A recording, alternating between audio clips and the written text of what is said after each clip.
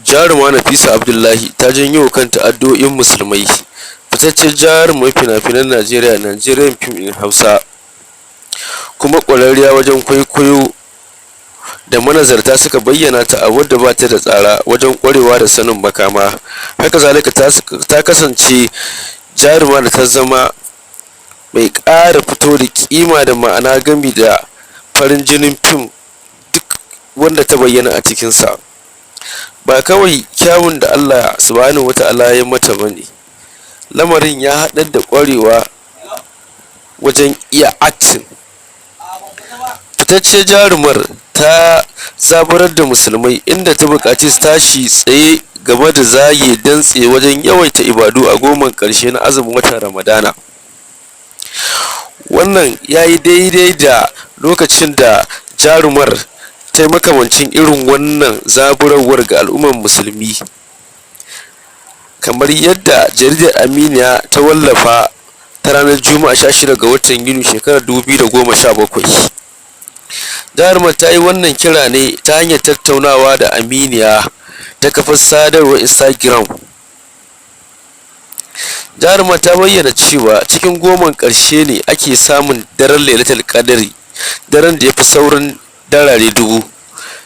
Ta ce ana samun tsammanin riskar wannan dare ne mai daraja ne a daren 21 ko 23 ko 25 ko 27 ko kuma 29 ga watan na Ramadana.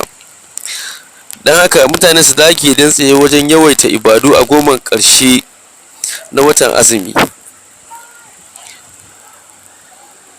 Ta ce saboda a ƙara samun kusanci da Ubangiji subhanahu wata'ala, wanda take nuna cewa a wancan lokaci da ta fara irin wannan kira, wanda tana kan hanyarta na zuwa ƙasar Saudiya don ta ƙara yawaita ibadu.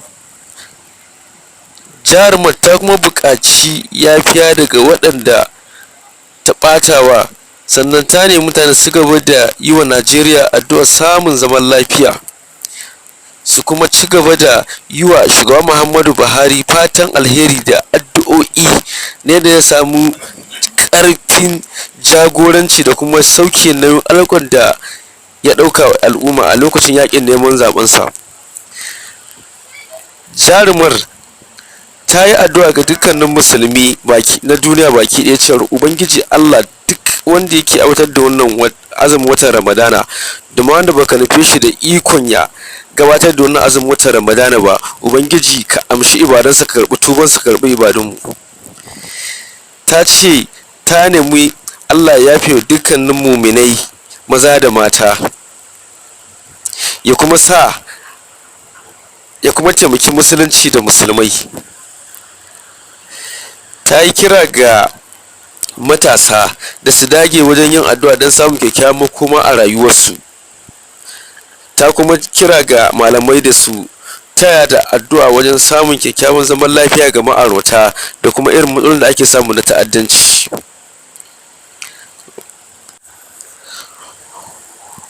Wannan kira da ta yi da kuma addu'ar da ta gabatar ta waccan kafar sadarwar ya jawo dubban ɗaruruwan musulmai sun mata fatan alheri da kuma nema mata gafarar Allah da yafiya, tare da yafe mata in ma ta saba musu.